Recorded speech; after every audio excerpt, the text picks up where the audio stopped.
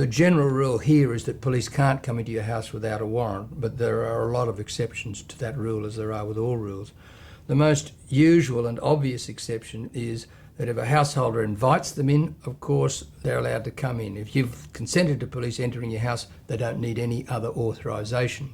So if the police ask you if they can come into your house and you don't want them to come into your house, then simply don't consent.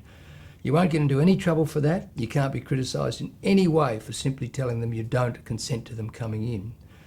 It may be, of course, that even if you don't consent and they don't have a warrant, they may still insist on coming in regardless. If they do, don't argue with them, don't obstruct them in any way, don't argue about whether they've got power or not. Getting into those sort of arguments can only end badly, really.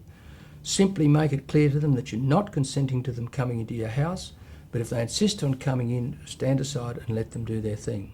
The question of whether the police were in fact authorised at law to come into your house will ultimately be a matter to be determined by the courts. And if the courts decide that they didn't have the power, they decide they got it wrong, then they will determine it to be an unlawful entry, an unlawful search, and any evidence that may be obtained is liable to be thrown out of court and can't be used against you in any way.